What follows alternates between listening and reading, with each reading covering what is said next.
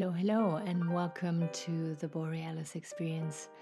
I'm your host, Aurora, life coach and companion on this beautiful journey called life. I'm so happy to be spending some time with you, and I'm so grateful to have you here. I hope you feel safe. I hope you feel relaxed. I hope you feel content. And if you don't, then I hope that this episode will bring you peace and value and you being able to recharge your batteries. Relaxing, being able to relax is going to become a very, very highly prized activity here in the future. I have a feeling. If you don't know how to relax, if you don't know how to let go, you will hold that tension, you will build up energy inside of you, and energy has to flow. And if it gets stuck inside of you, if you can't release it, then sickness can arise, or depression, or other stuff that you really don't want in your life. So it is really important to find out ways on how you can relax best in the most nurturing and beneficial way possible. Today I want to talk about you being 100%, you feeling attractive, you feeling confident, you just simply feeling good about yourself. All too often I see people and I just think to myself, hey, that person really has got potential. Hey, that person is really attractive. Hey, that person must be so confident with everything they have accomplished. And then you scratch a little bit at the surface and you get into a conversation, start asking questions, go beyond small talk, and you find out that person is really not happy with herself. That person is super successful, but he's so judgmental and harsh with himself. Or this person over there is super attractive and is probably super confident. She looks like she has it all and more than I have. But no, you ask her and she doesn't feel that way. She perceives herself very differently than how the external world is perceiving her. So this is why I want to talk about this today. And I'm going to take a little break here now because the wind is really picking up in the background. And I want to make sure you can relax and not feel agitated by this wind. So the first thing I can say, a tool that truly works when it comes to feeling better about yourself, is to start taking genuine care of your body. And what I mean by that is that you are mindful and present with what you consume on a daily basis, through your mouth, through your eyes, through your ears, through sensations like physical touch, and how you consume it. So not only what you eat, for example, but how do you eat it? There's so many health buffs out there, and they talk about, you having to drink more water, you having to eat less chocolate, you having to eat more greens, blah, blah, blah. We know all this already, and if you want to look up health tips, there is so much out there that could be the right thing for you. What is important for me to talk about with you today is how we consume it. So let's stay with food, the example of eating. How do you eat? How do you prepare your food? Are you grateful for the food that you shove into your face? Or are you very mindful about cooking it and preparing it, and then you make it really a celebration of gratitude, a nourishing experience for all senses. Even the way I talk about it now, you can feel and hear that it is very different for your body, for your soul, if you just eat something on the go, or if you make the time to sit down with yourself or with a loved one and to then celebrate your meal. You will see such beautiful changes once you become more mindful with how you eat. It will affect your confidence, it will affect your health, it will affect your relationships. And now you can say, what? It's just about eating. Yeah, I know I got to eat 3 times a day, or I eat 2 times a day. But the way I eat really has such a big impact on my life. Yes, it does. It is the little things or the big things that we do on a daily basis that will shape our mind, that will shape our body, literally, and shape our relationships. It is from the inside out that you want to be confident, right? You don't want to be that chick who puts on tons of makeup and is like super literate about beauty tips and stuff, but on the inside you feel hollow and dead and super ugly. No, you don't want to be that chick. And you also don't want to be that guy who runs to the gym 5 times a week to have these awesome muscles and you look great in the mirror. But when you go on a date, when you go outside your little box and mingle with people, you actually feel super awkward and weird and not good about yourself at all, even though you look attractive. So it is how you make your bed. It is how you brush your teeth. It is how you have a shower that will shape how you feel inside. If we do things repetitively in a rush without big consideration and it has to be done, I have to get this done because otherwise I'm not going to function, otherwise I'm going to fall apart. It is the way we approach things that these things will either turn into a must do or into a yes, I want to do this for myself because I'm abso-fucking-lutely worth it. And again, in the tone of my voice, you can hear that a person who is truly attractive, truly content with her or himself is feeling worthy of making the time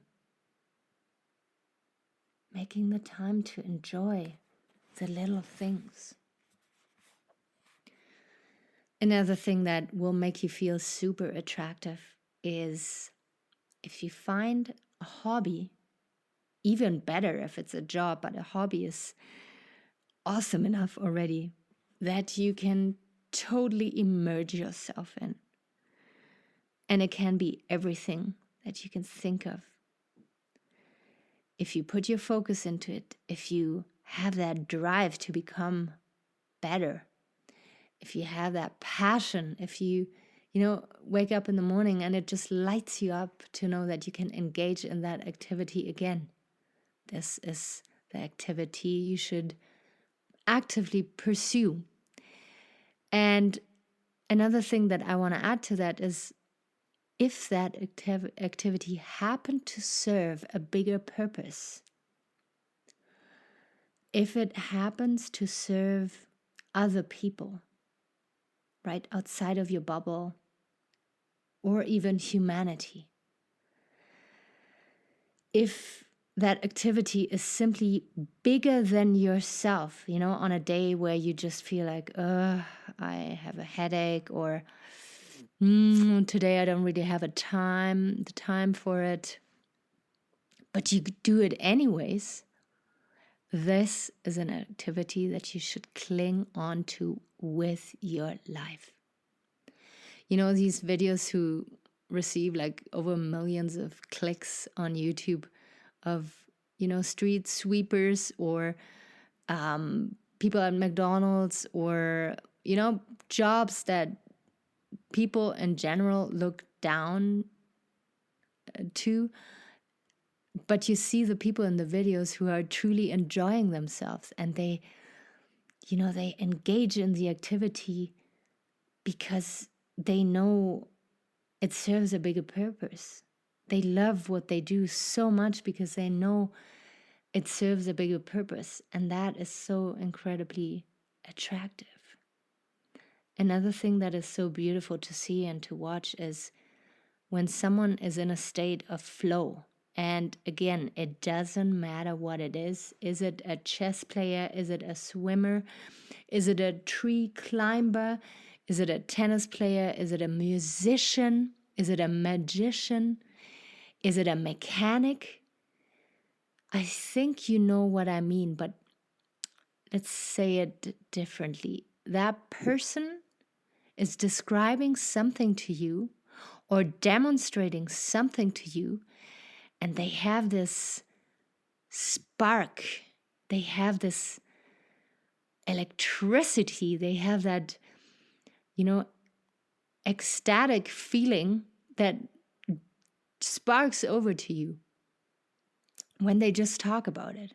They're super excited about something, and for you as a listener, you either can totally relate and you're like, yeah, this is how I totally feel about it too. Or no, I don't fucking get why you can be so excited about it, but I just love your energy about this. And I want that too, right? So this is super attractive when someone can be a super nerd about something and so excited. And again, if that's something that the person is excited about, serves other people, can help other people to do the same, to heal, to grow, to learn, whatever it is so incredibly attractive. So I want you to take a moment now and to think about if you can apply what I'm saying here. And I want you to close your eyes. Of course, not if you're driving or operating machinery, please don't do that. But if you're sitting on your couch, I want you to think about this.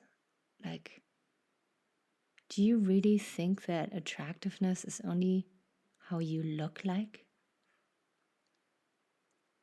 Don't you know that you have so much to offer, and maybe you're just not, quite ready to share it with the world yet? One sentence that I absolutely hate to hear is, you're not living up to your potential.